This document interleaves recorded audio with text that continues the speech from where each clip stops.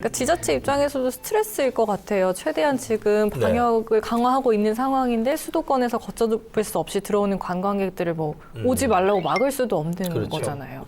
그러니까 그게 뭐 어떻게 보면 관광지의 특성상 뭐 어떻게 우리가 뭐 섬도 아니게 뭐 제주도나 울릉도 같으면야 오는 비행기하고 배편만 막으면 뭐 못 들어오겠죠. 근데 뭐 그걸 강제할 수도 없는 거지만, 근데 강원도 같이 뭐 도로, 철도 뭐 이런 게 다 뚫려 있어서 한계가 있을 수밖에 없고, 결국은 그 서비스업을 하시는 분들도 뭐 결국은 주의를 하셔야 되고, 손님들한테도 그런 것들을 계속 좀 안내를 하셔야 되지 않을까.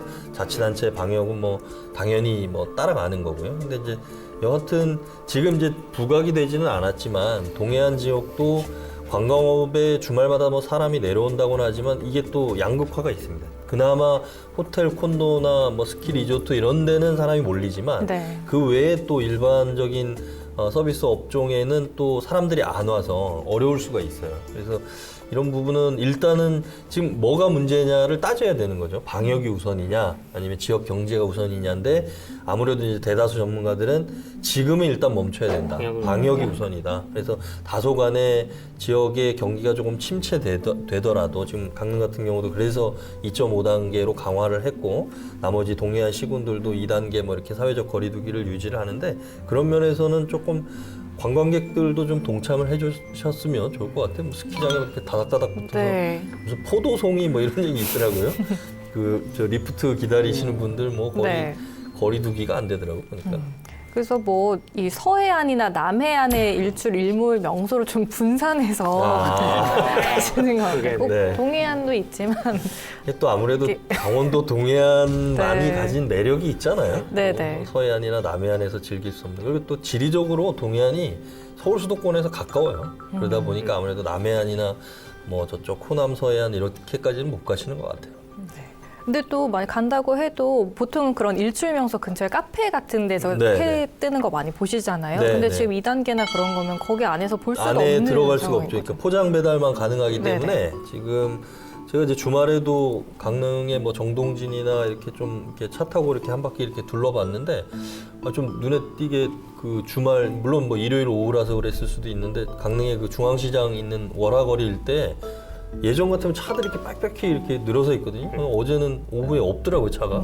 그래서 이것도 뭐 눈 내리는 것도 아마 영향이 좀 있었을 것 같은데, 정동진에 가봐도 해변에 이렇게 백사장에 사람들이 이렇게 많지는 않더라고요. 물론 뭐 계시는 분들은 계시지만. 또 우리나라 또 관광지 눈치 게임이라고 사람들이 안 오겠지 하는 분들이 있어요. 그렇죠. 예를 들어서 뭐 비가 와서 뭐 놀이공원에 사람들이 안 오겠지 해서 갔는데 몰리던가 뭐 이런 것처럼, 지금 뭐 다른 매체에서도 많이 이제 하도 이야기 꽉 찼다, 뭐 가면 안 된다 하니까 나는 가도 사람 안 오겠지, 이런 분들이 계실까 봐 또 걱정이 좀 됩니다. 근데 지금 뭐 가장 그 전문가들이 얘기하는 게, 예전 같으면은 뭐 예를 들어서 우리가 시계를 거꾸로 돌려보면 대구에서 최초에 이제 신천지발이 있었잖아요. 그 뒤에 소규모로 나왔지만 이태원에서 확진자가 나왔었고, 8월 달에 광화문, 그리고 이제 11월 달부터 나오는 거는 중심이 없잖아요. 지금은 뭐냐면 불특정 다수, 그러니까 내가 모르는 사람하고 접촉을 해서 옮을까 봐 걱정하는 게 문제가 아니라, 계속 이제 전문가들 얘기하는 거는 나부터 걱정을 해야 된다. 내가 무증상 감염이 됐을 수도 있고, 아니면 내 가족이나 지인들. 그래서 지인들 모임을 하지 말라는 게, 그래서 그 얘기가 나오는 거예요. 지금은 중심이 없기 때문에 사람들 모이는 자체가 나도 걸렸을 수도 있고 내 친한 사람이나 뭐 친지들도 걸렸을 수 있으니까, 그 모임을 일단은 올해 연말 내년 초까지는 하지 말라, 이제 이 얘기가 거기서 나오는 것 같아요. 무증상 감염자가 지금 그 검사를 하면 40% 가까이 나온대요. 거의 증상이 없는 사람이 40% 정도 되는데, 증상이 없으니까 그 사람이 확진받고 이틀 전서부터 동선 조사를 하거든요. 그러니까 거기서부터 이미 벌써 옮겼을 가능성이 있다는 거죠. 저희도 뭐 지난 주말에 또 영동 방송에서도 좀 저 검사를 받고 뭐 이랬었는데 다행히 다 음성은 나왔습니다. 한 줄 평 뭐 정리를 해볼까요? 제가 오늘 먼저 할게요. 아침에 오면서 뭐 라디오에서도 그 진행자가 말씀하시는 게 참 그 귀에 남아가지고 하는 건데, 우리가 지금 다 얘기했잖아요. 방역도 얘기하고 경제 부분도 얘기하고 여러 가지 이제 전문가들의 의견까지도 좀 우리가 논의를 해봤는데, 결국은 그거랍니다. 세상에 공짜는 없다. 한쪽을 포기하면 한쪽은 살아날 수가 있다. 이 얘기죠. 그래서 저는 세상에 공짜는 없다. 일단은 버텨야 한다. 이렇게 가야 될 것 같아요. 그럼 저는 지금 사회적 거리를 둬야 하지만 네. 물리적인 거리는 둬도 마음은 가까이 하면 되잖아요. 네. 그 사회적 거리는 둬도 마음만은 가까이 하는 연말이 될 수 있길라고 하겠습니다. 저는 전문가의 의견에 귀 기울이자로 하겠습니다. 네. 저는 성숙한 시민 의식과 연대 의식만이 유의 마지막 보루. 아, 네, 네. 이렇게 해보도록 하겠습니다. 뭐 중요한 얘기는 다 나온 것 같아요. 네.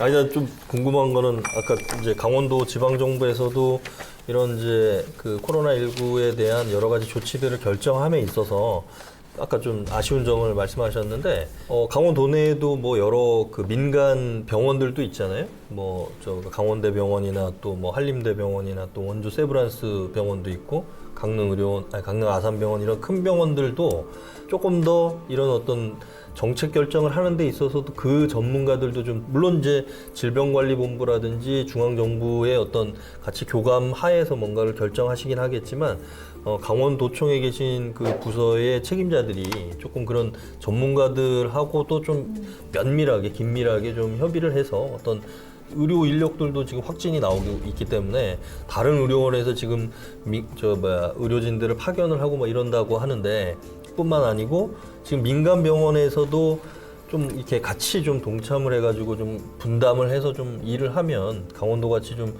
이렇게 좀 의료가 열악한 데는 좀 도움이 되지 않을까 뭐 그런 생각도 좀 들더라고요. 그 강릉시의 상황을 강릉시민과 강릉시장이 가장 잘 알기 때문에 그렇죠.